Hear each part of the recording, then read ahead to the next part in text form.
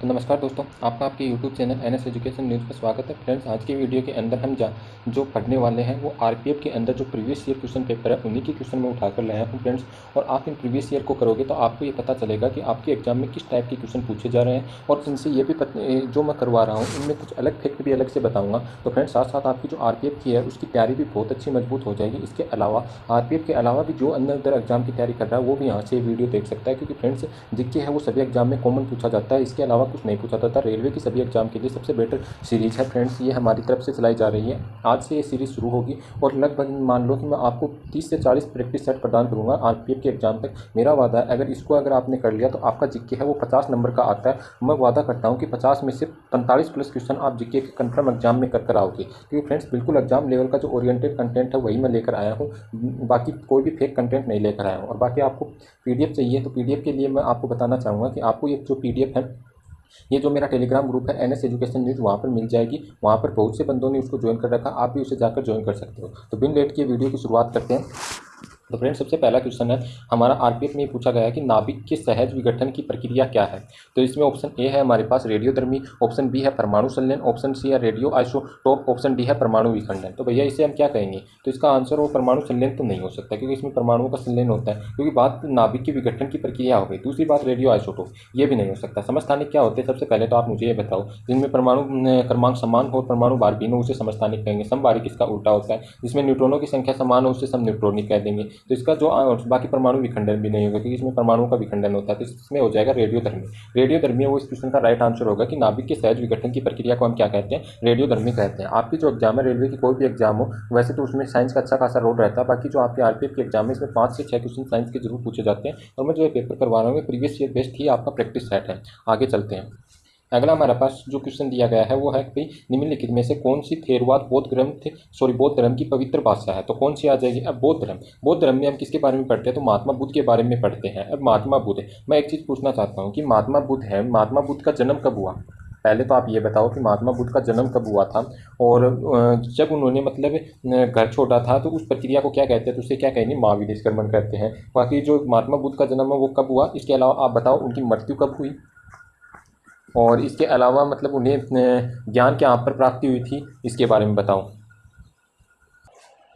तो इसका जो आंसर होगा, पहला मैंने पूछा था जन्म कब हुआ था महात्मा बुद्ध का, तो महात्मा बुद्ध का जन्म है वो 563 बीसी के अंदर हुआ था, लुम्बिनी ग्राम के अंदर। और बाकी 483 बीसी के अंदर कुशीनगर के अंदर महात्मा बुद्ध ने, जो उत्तर प्रदेश में पड़ता है, वहाँ पर अपने प्राणों को त्याग दिया था। जो महात्मा बुद्ध को ज्ञान प्राप्त हुआ था वो कहाँ पर हुआ था? तो वो बोध गया में हुआ था। कहाँ पर हुआ था? बोध गया के अंदर महात्मा बुद्ध को ज्ञान की प्राप्ति हुई थी। अब रही इनकी भाषा की बात, तो इनकी भाषा क्या आ जाएगी? तो पाली भाषा थी। कौन सी थी? पाली भाषा थी। नेक्स्ट क्वेश्चन देखते हैं। अगला जो क्वेश्चन है वो हमारे पास दिया गया है कि निम्नलिखित में से कौन सा क्षेत्र प्राकृतिक वस्तुओं का उत्पादन करता है। अच्छा क्वेश्चन है भैया, बताइए। प्राथमिक क्षेत्र होगा, द्वितीय क्षेत्र होगा, तृतीय क्षेत्र होगा, एकात्मक क्षेत्र। बताओ आरपीएफ में कितने इजी क्वेश्चन पूछ रहे हैं लोग। तो इसका आंसर होगा प्राथमिक क्षेत्र। अब प्राथमिक क्षेत्र के अंदर और कौन कौन से आते हैं? तो इसमें एक तो आ जाता है खनन, खनन भी आपका प्राथमिक क्षेत्र में आएगा। कृषि, वानिकी, यहाँ तक पशुपालन हो गया, ये भी आपका प्राथमिक क्षेत्र में आता है। द्वितीय क्षेत्र में क्या आता है? जितने भी आपके उद्योग धंधे हो गए, वे सभी चीज़ें इसमें आ जाती है। तृतीय क्षेत्र में किसे हम किस नाम से जानते हैं? तो सेवा क्षेत्र के नाम से भी जानते हैं। किस नाम से जानते हैं? सेवा क्षेत्र में। इसमें कौन से आता है? तो बैंकिंग हो गया आपका, बैंकिंग हो गया, परिवहन हो गया, शिक्षा हो गई, ये सभी इसी के अंदर आते हैं। अगला क्वेश्चन देखते हैं। अगला क्वेश्चन हमें पूछा गया है वो हमारे एग्जाम में ये था कि निम्नलिखित में खालिस्तान द्वारा संवैधानिक सुधारों पर श्वेत पत्र तैयार किया गया था। मतलब इसमें हमें पूछ रहा है कि किस आयोग के द्वारा मतलब संवैधानिक सुधारों के लिए श्वेत पत्र तैयार किया गया था। अच्छा क्वेश्चन है, इसका आंसर क्या होगा बताइए। सबसे पहले आपको बता देता हूँ हंटर आयोग के बारे में। हंटर आयोग कब बना था? तो सन 1882 के अंदर हंटर आयोग बना था, जो कि शिक्षा प्रणाली से रिलेटेड था। किससे रिलेटेड था? तो शिक्षा प्रणाली से रिलेटेड था। एक एग्जाम में ये बहुत बार पूछ लेता है कि भैया कि सरकार या आयोग का संबंध किससे है। तो सबसे पहले तो इससे में ये होना चाहिए कि इससे भी ज़्यादा ये पूछ लेता है कि सरकार या आयोग कब गठित हुआ था। तो 1983 के अंदर ये गठित हुआ था सरकार या आयोग। बाकी बात आती है कि भाई संवैधानिक सुधारों के लिए श्वेत पत्र तैयार किस आयोग के तहत किया गया था? तो साइमन कमीशन के तहत किया गया था। 1928 के अंदर ये साइमन कमीशन ने भारत मतलब पहुंचता है, इन्हीं के लिए मतलब तैयार किया गया था। 1927 के अंदर मतलब इसको बनाया जाता है और फिर भारत में 1928 में पहुंचता है, जिसके लिए बहुत से लोगों ने इसको विरोध भी किया था। और इसमें हमारा एक भारतीय था लाला लाजपत राय, जिनकी मतलब मृत्यु भी हो गई थी। उनके सर पर चोट लग गई थी जिसके कारण उनकी मृत्यु हो गई थी। अगला क्वेश्चन देखते हैं, किसी व्यक्ति की पूर्ण आंतरिक आनुवंशिक संरचना कौन सी है? तो बताइए इसमें कौन सी होगा। वैसे तो इनमें नाम देखकर आपको समझ में बैठ ही गया होगा, इंग्लिश वाले से देखकर नहीं समझ में बैठा होगा, लेकिन आपको सीधा पता चल रहा है कि आनुवंशिक संरचना के बारे में कौन बताता है। तो जीन हमें है वो हमारी आनुवंशिक संरचना के बारे में बताता है। कितना ईजी क्वेश्चन था, आराम से कर सकते थे, 10th क्लास का बच्चा भी कर सकता है इस क्वेश्चन को। अगला, निम्नलिखित में से स्वतंत्रता सेनानियों में से कौन 1928 में ब्रिटिश अधिकारी जॉन सॉन्डर्स की हत्या में शामिल था? अच्छा क्वेश्चन है, कौन था इनमें? तो इसका जो आंसर होगा वो आप बताइए कौन होगा। सी.आर. दास थे? बिल्कुल नहीं थे। बाल गंगाधर तिलक? ये भी नहीं थे। बाल गंगाधर तिलक से रिलेटेड कुछ फैक्ट बताता हूँ आपको। ये लाल बाल पाल थे, पहली बात तो उनके अंदर ये सम्मिलित थे। दूसरी बात, बाल गंगाधर तिलक है, इनकी एक पुस्तक थी, वो बताइए आप। तो बात आती है सुभाष, सबसे पहले पढ़ रहे थे बाल गंगाधर तिलक। बाल गंगाधर तिलक है, इनके द्वारा मतलब केसरी और मराठा दो पत्रिकाएं लिखी गई थी। कौन सी थी? केसरी प्लस मराठा। मराठा थी अंग्रेजी में थी और ये केसरी थी उसके अंदर थी मराठी भाषा में। बाकी बाल गंगाधर तिलक का एक नारा है कि स्वराज मेरा जन्मसिद्ध अधिकार है, इसे मैं लेकर रहूँगा, ये इनका प्रसिद्ध नारा है। बाकी बात करते हैं सुभाष चंद्र बोस जी के बारे में। सुभाष चंद्र बोस जी है, इनकी मृत्यु होती है 1945 में और मतलब ये एक विमान दुर्घटना में इनकी मृत्यु हो जाती है। और ये प्रसिद्ध थे, मतलब भारतीय एक स्वतंत्रता सेनानी भी थे और इसके अलावा मतलब आज़ाद हिंद फौज में भी इनका एक महत्वपूर्ण योगदान था। और बाकी इनके प्रमुख नारे वो दिल्ली चलो, दिल्ली चलो। बाकी इनका एक नारा था जय हिंद और तुम मुझे खून दो मैं तुम्हें आज़ादी दूंगा, ये इन्हीं का नारा था। और जय हिंद था, ये इनके द्वारा दिया जाने वाला सबसे पहला नारा था। तो इसमें सबसे जो आंसर होगा वो होगा सॉन्डर्स ने किसकी हत्या की थी? वो भगत सिंह की थी। भगत सिंह की थी। अब भगत सिंह की भैया क्यों हत्या की थी इसके बारे में जान लेते हैं सबसे पहले। तो भाई भगत सिंह ने क्या कर दिया था कि इन्होंने बम गिरवा दिया, मतलब एक सभा हो रही थी उसके अंदर बम गिरा दिया था जिसके कारण इनकी हत्या कर दी गई थी। बाकी उससे पहले मतलब कुछ चीज़ें भी हो चुकी थी, जैसे आपका जलियांवाला बाग हत्याकांड था। ये कब हुआ था? तो 1919 के अंदर जलियांवाला बाग हत्याकांड होता है, जिसके अंदर मतलब बहुत से मतलब हिंदू भाई लोग हैं वो भी मारे जाते हैं। बाकी 1922 के अंदर चोरी चोरा कांड होता है। इसके अलावा 1931 है, 1931 में क्या होता है? तो 1931 में एक तो मतलब जो कांग्रेस है उसमें गांधी जी को काले झंडे दिखाए जाते हैं। तो उससे थोड़ा दिन पहले किसको फांसी दे दी गई थी? तो भगत सिंह को फांसी दे दी गई थी। आगे चलते हैं, निम्नलिखित में से कौन सा खेल ग्रीष्मकालीन ओलंपिक खेल में खेला जाता है? तो कौन सा होएगा इसमें? तो इसमें आ जाएगा जो ऑप्शन होगा वो आपके पास होगा स्केट बोर्डिंग। कौन सा होगा? स्केट बोर्डिंग है, ये ग्रीष्मकालीन ओलंपिक में खेला जाता है। ये क्वेश्चन थोड़ा सा मान सकते हैं कि आरपीएफ में थोड़ा अच्छा लेवल का क्वेश्चन है। बाकी इसमें जो है ये ग्रीष्मकालीन ओलंपिक के अंदर नहीं खेले जाते हैं। टोटल 40 खेल है वो ओलंपिक के अंदर खेले जाते हैं। बाकी ओलंपिक है, ओलंपिक के अंदर मतलब शुरुआत कब होती है? तो इनमें आधुनिक ओलंपिक खेलों की बात आती है तो 1896 में ग्रीस के एथेंस से बताए जाते हैं। अगला क्वेश्चन देखते हैं। अगला क्वेश्चन है हमारे पास, निम्नलिखित में से किस खेल या खेलों में भारत ने 1928 से 56 तक ओलंपिक में स्वर्ण पदक जीता? अब इस क्वेश्चन का तो आंसर मतलब हर कोई दे सकता है फ्रेंड, बहुत ईजी क्वेश्चन है। तो यह आ जाएगा हॉकी। हॉकी के अंदर मेजर ध्यानचंद के नेतृत्व में हमने खूब स्वर्ण पदक जीते थे 1928 से 1956 के मतलब तक के काल के अंदर। अगला क्वेश्चन देखते हैं, तिब्बत में किस नदी को सिंगी खंबन शेर का मुहाना कहा जाता है? तो इसमें कौन सा होगा? तो इसमें यमुना होगा, ब्रह्मपुत्र, गंगा, सिंधु। तो इसका जो आंसर होगा वो होगा सिंधु। सिंधु नदी को ही खंबन शेर का मुहाना कहा जाता है, सिंगी खंबन शेर का मुहाना कहा जाता है तिब्बत के अंदर। बाकी यमुना को भी नहीं कहेंगे, ब्रह्मपुत्र भी मतलब निकलती तो इसी तिब्बत से होकर, लेकिन इसे नहीं कहते हैं। बाकी जो गंगा है ये भारत के अंदर बहती है और बांग्लादेश के अंदर बहती है। भारत की जो सबसे लंबी नदी है वो भी गंगा नदी है। भारत का संविधान बजट को के रूप में संदर्भित करता है। तो जो भारतीय संविधानिक बजट है इसे आकस्मिक निधि भी नहीं कहते हैं, ना सार्वजनिक खाता कहते हैं, न भारत की संचित निधि कहते हैं। इससे तो मतलब राष्ट्रपति हो गए, इनको मतलब क्या दिया जाता है? वेतन दिया जाता है, मुख्य न्यायाधीश हो गए इनको। बाकी जो वार्षिक वित्तीय विवरण है जो आर्टिकल नंबर 112 के तहत आता है, इसको हम क्या कहते हैं? ये भारत का संवैधानिक बजट के रूप में जाना जाता है। अगला क्वेश्चन, दल बदल विरोधी कानून से संबंधित भारतीय संविधान की कौन सी अनुसूची है? तो दल बदल विरोधी कानून से संबंधित जो भारतीय संविधान की अनुसूची आएगी वो कौन सी आएगी? तो 10वीं अनुसूची आएगी। ये कानून कब आया था? तो 1985 के अंदर आया था। कब आया था? 1985 के अंदर आया था। 8वीं अनुसूची। 8वीं अनुसूची का संबंध किससे आ जाएगा? तो ये हमारी भाषा के बारे में बताता है। पहले 18 थी, अब 22 भाषाओं के बारे में बताता है। 11वीं अनुसूची किसके बारे में बताता है? तो 11वीं अनुसूची किसके बारे में बताएगा? तो पंचायती राज के बारे में हमारे पास 11वीं अनुसूची के अंदर पता चलता है। तो जो 11वीं अनुसूची है इसकी कब 11वीं अनुसूची में क्या आ जाएगा? पंचायती राज, जिसमें 29 विषयों को जोड़ा गया था 1992 के अंदर, मतलब 73वां संविधान संशोधन के तहत इसमें जोड़ा जाता है। 9वीं अनुसूची भूमि सुधार से संबंधित है, जो कि कब होती है? वो 9वीं अनुसूची है वो किससे संबंधित है? तो एक भूमि सुधार से संबंधित है, पहले संविधान संशोधन के तहत इसमें होता है 1951 में। बाकी इसका जो आंसर होगा वो 10वीं अनुसूची हो जाएगा, दल बदल विरोधी कानून से रिलेटेड। आगे देखते हैं, मुख्य चुनाव आयुक्त को किसके द्वारा नियुक्त किया जाता है? बहुत ही ईजी क्वेश्चन है फ्रेंड्स, इसका आंसर गलत नहीं होना चाहिए। तो इसका जो करेक्ट आंसर होगा वो क्या होगा? तो इसका जो करेक्ट आंसर हो जाएगा वो हो जाएगा राष्ट्रपति के द्वारा मुख्य चुनाव आयुक्त को निरूपित किया जाता है। हमारा जो संविधान बना था उसके अंदर 25 जनवरी 1950 को इलेक्शन कमीशन का मतलब गठन कर दिया जाता है। बाकी उसके पश्चात हमारे जो आम चुनाव थे 1951-52 से शुरू हो जाते हैं। और जो मतलब मुख्य चुनाव आयुक्त है इसमें टोटल कितने सदस्य होते हैं, तो एक तो होता है इसमें मुख्य चुनाव आयुक्त और इसके अलावा 2 इसमें चुनाव आयुक्त अन्य होते हैं, मतलब इसमें 3 सदस्य होते हैं टोटल। अगला क्वेश्चन देखते हैं, निम्नलिखित में से किस आंदोलन में गांधी जी ने करो या मरो का मतलब नारा दिया था। तो सबसे पहले पता होना चाहिए कि भारत छोड़ो आंदोलन, इसी में करो या मरो का नारा दिया था जो 1942 के अंदर गांधी जी के द्वारा शुरू किया गया था। 1930 के अंदर सविनय अवज्ञा आंदोलन भी शुरू किया गया था। इसी समय मतलब दांडी मार्च यात्रा भी जो नमक के लिए चलाई थी वो गांधी जी ने चलाई थी। 1917 में चंपारण सत्याग्रह किया था। 1918 खेरा आंदोलन था जो कि गुजरात के अंदर हुआ था। और बाकी जो गांधी जी से रिलेटेड है असहयोग आंदोलन, तो असहयोग आंदोलन कब शुरू किया गया था, तो 1920 के अंदर शुरू किया गया था। तो मैंने सभी आंदोलनों के बारे में बता दिया जो गांधी जी के आंदोलन थे। तो इसका जो करेक्ट आंसर हो जाएगा वो भारत छोड़ो आंदोलन हो जाएगा।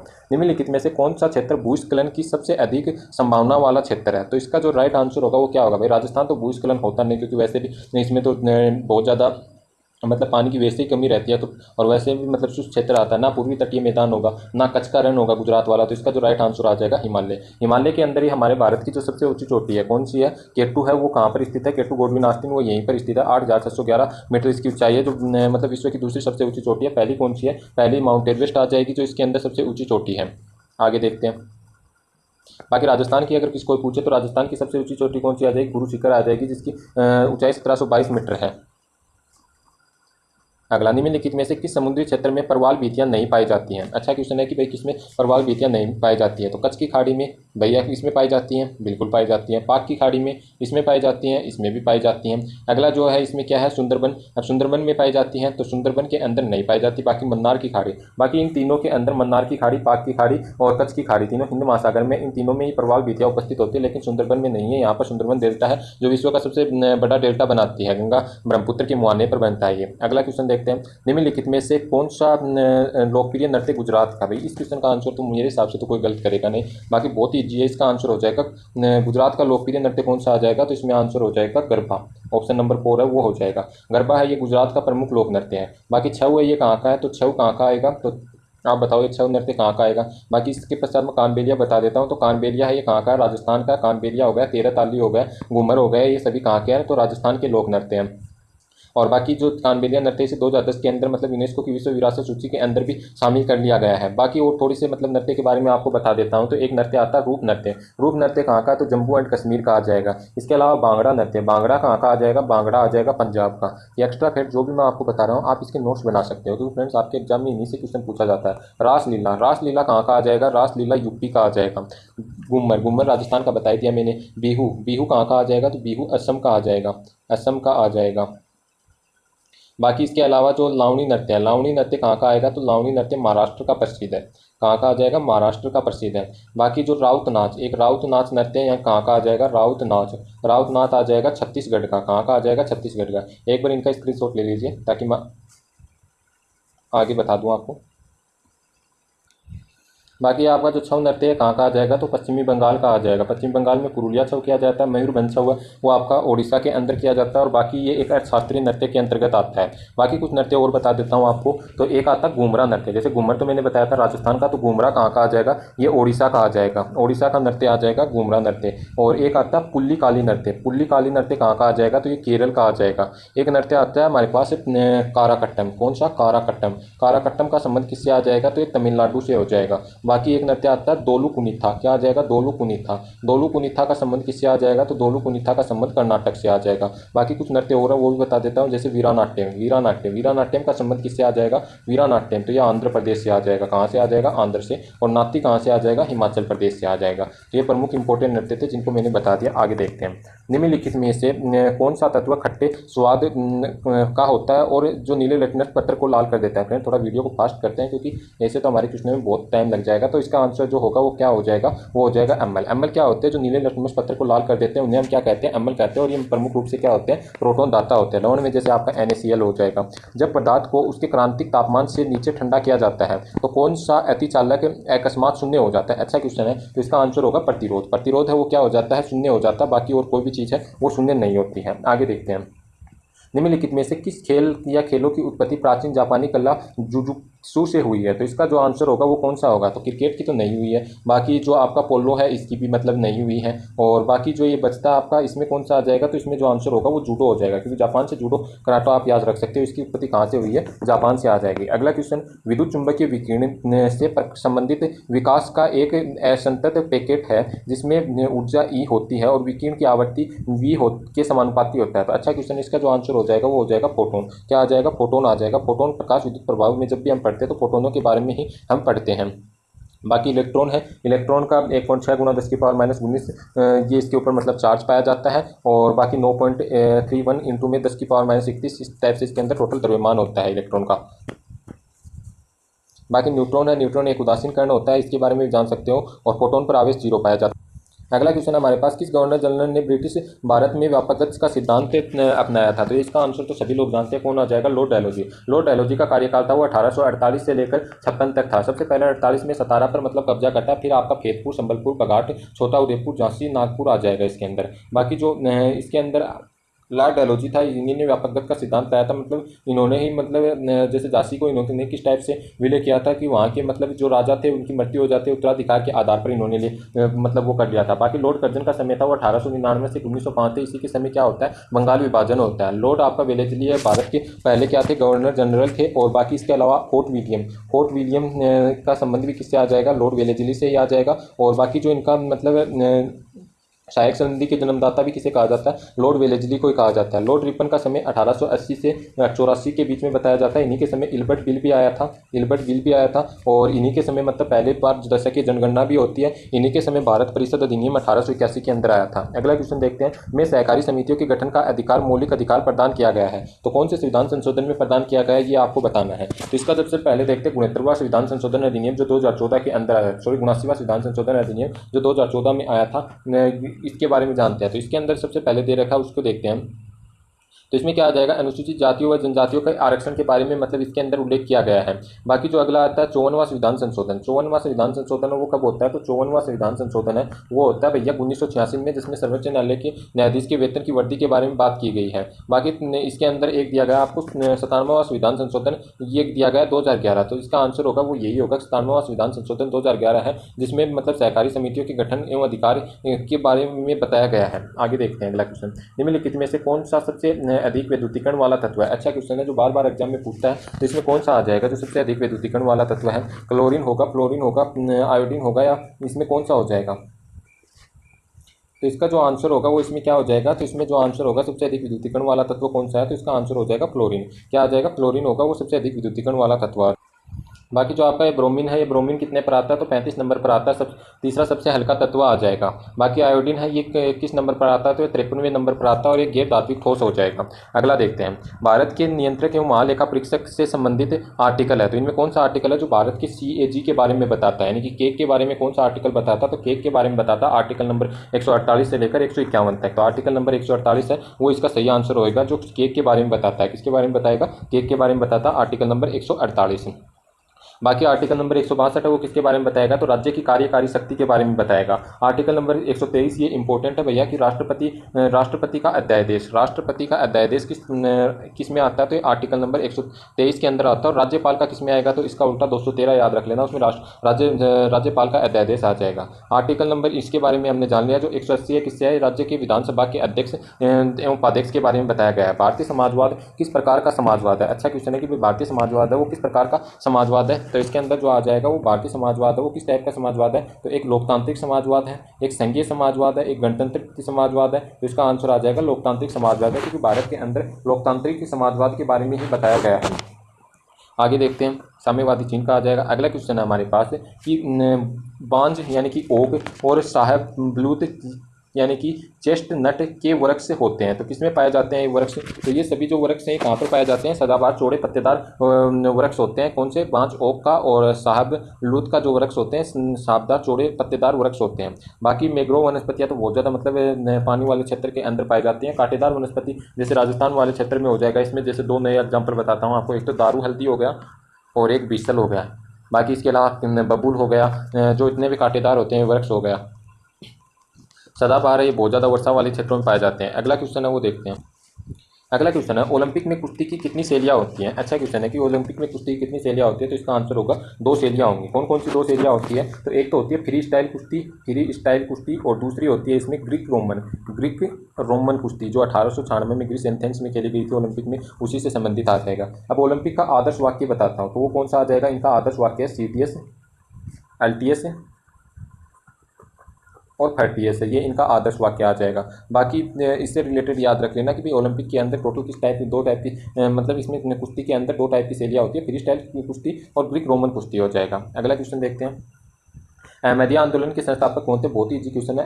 अहमदिया आंदोलन के संस्थापक कौन थे? तो ये मिर्जा गुलाम अहमद है, ये अहमदिया आंदोलन के संस्थापक बताए जाते हैं। मिर्जा गुलाम अहमद का संबंध किससे हो जाएगा? अहमदिया आंदोलन के से हो जाएगा। बाकी देखते हैं और थोड़ा सा इनके बारे में। सैयद अहमद खान, इसका संबंध किससे आ जाएगा? तो इनका संबंध आ जाएगा अलीगढ़ आंदोलन से। किससे आ जाएगा? अलीगढ़ आंदोलन से। हाजी जो शरीफ अतुल्ला है, इनका संबंध किससे आ जाएगा? तो इनका संबंध आ जाएगा फराजी आंदोलन से। किससे आ जाएगा? फराजी आंदोलन से आ जाएगा। बाकी एक और जो आपके पूछ गए, मोहम्मद अली, इनका संबंध किससे आ जाएगा? खिलाफत आंदोलन से आ जाएगा। खिलाफत आंदोलन से आ जाएगा। आगे देखते हैं, पुर्तगाली भारत में सबसे पहले कहाँ पर पहुंचे थे? अच्छा क्वेश्चन है और बहुत ही इजी क्वेश्चन है। सबसे पहले भारत में आए कौन थे? पुर्तगाली आए थे। वास्को डी गामा सन 1498 के अंदर मतलब ये भारत आते हैं। और जो पुर्तगाली है वो सबसे पहले कहाँ पर पहुंचे थे? कालीकट बंदरगाह के ऊपर पहुंचते हैं 1500 ईस्वी के अंदर। बाकी जो अपनी व्यापारिक कोठी है कहाँ पर लगाते हैं? कोचीन में लगाते हैं। 1501 ईस्वी के अंदर कोचीन के अंदर लगा देते हैं। अगला क्वेश्चन देखते हैं, कौन सा उपकरण प्रत्यावर्ती धारा को दिश धारा में परिवर्तित करता है? तो कौन सा उपकरण है वो प्रत्यावर्ती धारा को दिश धारा में परिवर्तित करेगा? तो इसका जो आंसर होगा वो क्या आ जाएगा? दिष्टकारी आ जाएगा। दिष्टकारी वही उपकरण होता है जो प्रत्यावर्ती धारा को दिश धारा में परिवर्तित करता है। बाकी इन्वर्टर तो हम नॉर्मली रूप से घर पर काम लेते हैं। कैपेसिटर, संधारित्र होते हैं और ट्रांजिस्टर आपको पता ही है, इनके बारे में देख लेना। भारतीय संविधान में भ्रातृत्व शब्द का अर्थ है? तो भारतीय संविधान में भ्रातृत्व शब्द बहुत ही इजी क्वेश्चन है, भाईचारे की भावना आ जाएगी। अगला क्वेश्चन देखते हैं, वायसराय कर्जन ने किस वर्ष बंगाल विभाजन की घोषणा की थी? तो वायसराय कर्जन के द्वारा किस वर्ष की गई थी? तो ये की गई थी 16 अक्टूबर 1905 को बंगाल विभाजन है वो लागू कर दिया जाता है, तो 1905 में की थी। बाकी इसका जो रद्द किया गया था 1911 के अंदर किया गया था। जो भी जॉर्ज पंचम मतलब भारत आते हैं उन्हीं के समय मतलब इसको रद्द कर दिया गया था बंगाल विभाजन को। और इसी के समय भारत में मतलब स्वदेशी आंदोलन है वो भी इन्हीं के समय चला था। अगला क्वेश्चन देखते हैं, ग्रीष्म काल में शीतकाल में पशुओं का ऊंचे चारागाहों और नीची घाटियों के मध्य मौसमी संचालन क्या कहलाता है? अच्छा क्वेश्चन है, क्या कहलाएगा? तो इसे पशुचारण बिल्कुल नहीं कहेंगे, जानवरों का झुंड भी नहीं कहेंगे, ये भी नहीं कहेंगे, ट्रांसह्यूमस इसका आंसर आ जाएगा। ग्रीष्मकाल और शीतकाल में पशुओं का ऊंचे चारागाहों और नीची घाटियों के मध्य मौसमी संचालन क्या कहलाएगा? ट्रांसह्यूमस कहलाएगा। अगला क्वेश्चन देखते हैं, बाकी फ्रेंड्स रेलवे से रिलेटेड आपको मैं बताना चाहूँगा कि साइंस की जो बुक है वो मैं अपने जो टेलीग्राम ग्रुप है NS एजुकेशन न्यूज़ वहाँ पर डाल दूँगा, उससे आप पढ़ लेना, क्योंकि फ्रेंड्स साइंस के फैक्टर नॉर्मली थोड़े थोड़े पढ़ोगे तो आसानी से याद हो जाएंगे। बाकी इसमें प्रीवियस ईयर क्वेश्चन तो मैं आपको कराई रहा हूँ, ये करोगे तो उससे आपके एग्जाम में बहुत ज़्यादा बेनिफिट देखने को मिलेगा।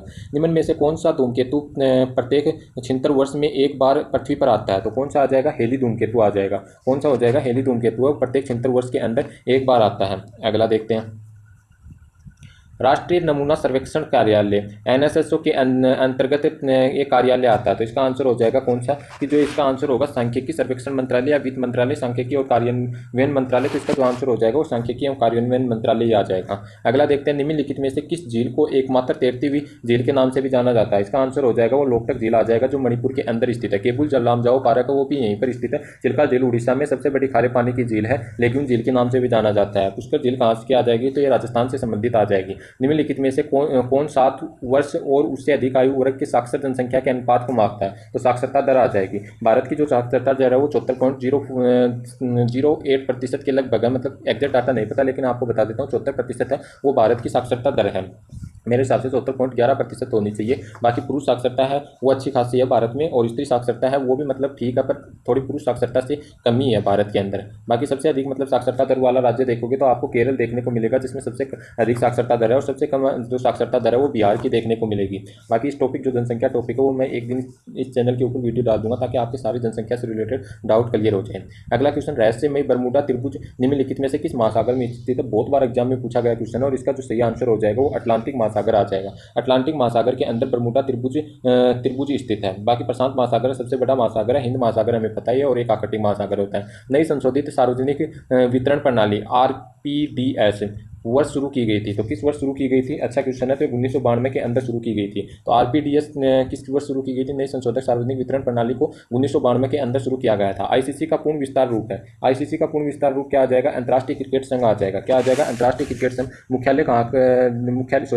मिस्टेक हो गई, पहले इसे अंतर्राष्ट्रीय क्रिकेट संघ के नाम से जाना जाता था, लेकिन बाद में इसका नाम बदलकर 1992 में 1992 के लगभग इसका नाम बदलकर क्या कर दिया गया था, तो इसका नाम बदलकर अंतर्राष्ट्रीय क्रिकेट परिषद कर दिया गया है। और अंतर्राष्ट्रीय क्रिकेट परिषद का मुख्यालय कहाँ पर स्थित है, तो ये दुबई में स्थित है। और इसका जो वाक्य है, आदर्श वाक्य, वो क्या है, अच्छे के लिए क्रिकेट है। क्या है, अच्छे के लिए क्रिकेट है, ये इसका आदर्श वाक्य आ जाएगा। देश की प्रति व्यक्ति आय का अर्थ है, तो देश की प्रति व्यक्ति आय का अर्थ है प्रति व्यक्ति प्रति वर्ष राजस्व, ये इसका अर्थ आ जाएगा। अगला क्वेश्चन, 1859 में विद्रोह में जिसमें बंगाल के किसानों ने नील का उत्पादन करने से इनकार कर दिया, उसे किस नाम से जाना जाता है, तो इसका सही आंसर हो जाएगा वो नील विद्रोह हो जाएगा। उसे किस नाम से जानते हैं, नील विद्रोह के नाम से जानते हैं। कब हुआ था, 1859 के अंदर हुआ था। अगला, संविधान की प्रस्तावना में समाजवादी, पंथनिरपेक्ष और अखंडता किन शब्द वो किस संविधान संशोधन के तहत जोड़े गए थे, 42वें संविधान संशोधन 1976 के तहत जोड़े गए थे। बाकी इसमें गलत लिख रखा, 44वां संविधान संशोधन है वो 1978 के अंदर हुआ था। कब हुआ था, 1978 के अंदर हुआ था।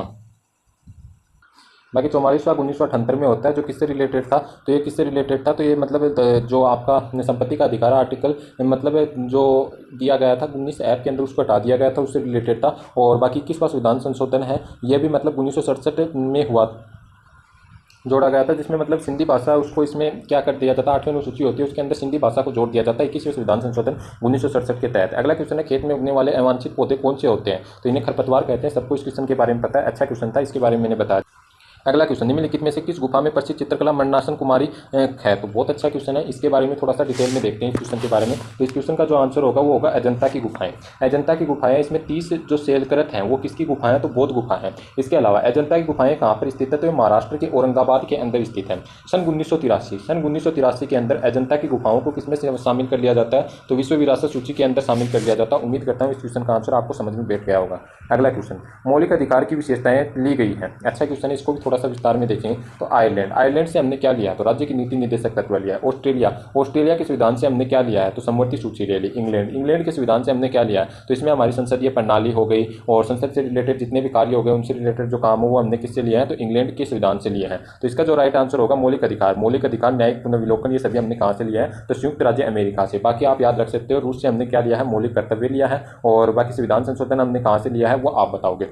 अगला, निम्नलिखित में से, और एक चीज़ और बताओगी, संविधान संशोधन किस आर्टिकल के तहत आता है, निम्नलिखित में से कौन सी महान झील पूरी तरह से संयुक्त राज्य अमेरिका में स्थित है। देखो पूरी तरह से संयुक्त राज्य अमेरिका में, वैसे तो ये सभी संयुक्त राज्य अमेरिका से कुछ ना कुछ रिलेट रखती है। ओटारियो झील, सबसे पहले इसी के बारे में जानते हैं, जो आपकी ये ओटारियो झील है इसके बारे में, ये कहाँ पर स्थित है, तो ये दूसरी सबसे बड़ी गहरी झील है जो मतलब कनाडा और यूएसए के अंदर स्थित है। जो एरी झील है ये भी कहाँ पर स्थित है, इसका संबंध मतलब यूएसए से है, परंतु साथ में ये भी आपकी है वो सीमा बनाती है। तो इसका जो सही आंसर हो जाएगा मिशिगन झील है, ये कहाँ पर स्थित है, पूर्ण रूप से अमेरिका के अंदर स्थित है। अगला क्वेश्चन देखते हैं। अगला क्वेश्चन है, डीएनए का प्रत्येक पॉलीन्यूक्लियोटाइड छोटी इकाइयों से बना होता है जिन्हें कहा जाता है, तो इसे क्या कहते हैं, तो इसे हम क्या कहेंगे, तो न्यूक्लियोटाइड कहेंगे। क्या कहेंगे, न्यूक्लियोटाइड के नाम से जाना जाता है। तो अच्छा क्वेश्चन था, देख लिया आपने। बाकी अगला क्वेश्चन देखते हैं, सर्विस शब्द निम्नलिखित में से किस खेल से संबंधित है। एक बार इन सभी खेलों के मैं सारे जो शब्द हैं वो बता देता हूँ। बात करते हैं कबड्डी। कबड्डी का जो शब्द आता है इसमें एक तो रेडर, एक डिफेंडर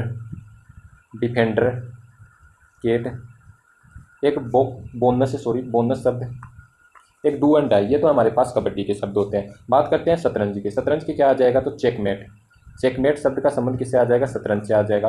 पयादा का संबंध इससे आ जाएगा। बिशप का संबंध इससे आ जाएगा। कवीन विंग का संबंध आ जाएगा, क्या आ जाएगा, कवीन विंग का संबंध आ जाएगा। अगला देखते हैं बैडमिंटन। बैडमिंटन से संबंधित कौन सा आ जाएगा, तो बैडमिंटन से शटलकॉक, क्या आ जाएगा, शटलकॉक आ जाएगा। स्मैश आ जाएगा, शटलकॉक हो गया, स्मैश हो गया। आपका ड्रॉप नेट हो गया, क्या आ गया, ड्रॉप नेट हो गया, ड्रॉप हो गया, नेट हो गया। और आपको बता देता हूँ एक इसके अंदर डबलस शब्द, डबलस, और एक आपका सर्विस शब्द होगा, ये इसी से संबंधित आ जाएंगे, इससे बैडमिंटन से आ जाएंगे। तो बैडमिंटन की बोल पर फिर से बता देता हूँ, आपका शटलकॉक, स्मैश हो गया, आपका ड्रॉप हो गया, नेट हो गया, डबलस हो गया, और आपका सर्विस आ जाएगा। अब तैराकी में क्या होता है, तो एक तो ब्रेस्ट स्ट्रोक होता है, क्या होता है, ब्रेस्ट स्ट्रोक। इसके साथ साथ आप बैक स्ट्रोक भी याद रख लेना इसमें। एक इसमें बटरफ्लाई, कौन सा, बटरफ्लाई की तरह उड़ोगे तभी तो ये लगेंगे। एक इसमें फ्लिप टर्न हो जाएगा, क्या आ जाएगा, फ्लिप टर्न शब्द है वो इसमें यूज किया जाता है। ये हमारे पास इसके शब्द हो गए। आगे देखते हैं अगला क्वेश्चन। आज का जो लास्ट क्वेश्चन है वो रहने वाला है, फ्रेंड्स जो प्रीवियस ईयर क्वेश्चन है वही करा रहा हूँ। और भैया क्लास लेते लेते मतलब मज़ा आ गया लास्ट तक। आपको क्लास कैसी लगी लास्ट तक आपने अगर देखा है तो मुझे कमेंट में ज़रूर बताना। और आगे आने वाले समय में ऐसे ही क्वेश्चन लेकर आऊँगा। ये रिपीटेड क्वेश्चन है फ्रेंड्स, इन्हीं में से आपके एग्जाम में कोई ना कोई पक्का देखने को मिलेगा। निम्नलिखित में से कौन सा विश्व का सबसे बड़ा तंबाकू उत्पादक देश है? अच्छा क्वेश्चन है, तो चाइना आ जाएगा। अब चाइना से रिलेटेड कुछ और फैक्ट बताता हूँ कि किन किन में चाइना का पहला स्थान है। तो चाइना का पहला स्थान एक तो आपका तंबाकू में हो गया, अंगूर में चाइना का पहला स्थान है। इसके अलावा किसमें, आलू में चाइना का पहला स्थान है। इसके अलावा गेहूँ हो गया, चावल हो गया। इनकी स्थिति गेहूँ चावल की तो बदलती भी रहती है, पर मतलब जो डाटा है अभी तक उसमें इन्हीं का पहला स्थान है। बाकी हम देखते हैं ब्राज़ील। ब्राज़ील का भी मतलब बहुत ज़्यादा मतलब महत्वपूर्ण है, क्योंकि ब्राज़ील के क्वेश्चन भी हमारे एग्जाम में देखने को मिलते हैं। तो ब्राज़ील में क्या आ जाएगा, तो ब्राज़ील के अंदर आ जाएगा, एक तो ब्राज़ील है वो सोयाबीन, सोयाबीन में पहला स्थान रखता है। मतलब सोयाबीन, सॉरी इसमें लिखने में प्रॉब्लम हो रहा है। सोयाबीन में कौन है, ब्राज़ील का बता रहा हूँ आपको, ब्राज़ील, इसका आ जाएगा सोयाबीन। एक आपका कौन सा आ जाएगा इसमें, गन्ना, संतरा। और अपने भारत का कौन सा आ जाएगा, भारत का आ जाएगा, भारत है, भारत का क्या आ जाएगा, केले उत्पादन में प्रथम स्थान के अंदर आ जाएगा। किसमें आ जाएगा, केले उत्पादन के अंदर प्रथम स्थान पर आ जाएगा। तो फ्रेंड्स आज का जो होमवर्क क्वेश्चन रहने वाला है वो आपका रहने वाला है कि मौलिक कर्तव्य के बारे में जितनी भी आपको जानकारी पता है वो सभी कमेंट बॉक्स में कमेंट कीजिए। और जितनी ज़्यादा अच्छी जानकारी प्रदान करेगा, मेरा वादा है उस कमेंट को मैं कमेंट में पिन जरूर करने की कोशिश करूँगा। और फ्रेंड्स ज़्यादा से ज़्यादा वीडियो को लोगों तक पहुँचाइए ताकि आने वाले आरपीएफ के एग्जाम है उसमें उनको बेनिफिट हो सके। क्योंकि फ्रेंड्स जो प्रीवियस ईयर क्वेश्चन है उन्हीं को लेकर आया हूँ। बाकी इसकी जो PDF है अपने Telegram group NS education news पर मिल जाएगी। वहीं पर मैं कोई नई बुक आती है उसकी PDF भी वहीं पर फ्री में प्रोवाइड करवा दूँगा। क्योंकि फ्रेंड्स मुझे पैसों से कोई लेना देना नहीं है, आप अच्छे से पढ़ो। ये PDF आपको टेलीग्राम ग्रुप में मिल जाएगी, ऐसे ही मिलेगी वहाँ पर PDF। बाकी इसकी जो आंसर है वो मैंने इस वीडियो में बता दिया, इसको देख लोगे तो आप आंसर नोट कर लेना कि ये आंसर है। इसको क्वेश्चनों को देखकर 1 से 2 बार लगाओगे तो आपके ऑटोमेटिकली, वैसे तो वीडियो देखने पर याद हो जाए, फिर PDF में आप पढ़ लेना इसका ये आंसर है, इसका ये आंसर है, तो उससे क्वेश्चन याद हो जाएंगे। उम्मीद करता हूँ लास्ट तक जो बना है उसको वीडियो अच्छा लगा होगा। वीडियो पसंद आया लाइक करें, शेयर करें और चैनल को सब्सक्राइब करें। और आने वाली गवर्नमेंट जॉब इन्फॉर्मेशन के लिए नोटिफिकेशन बेल को ऑन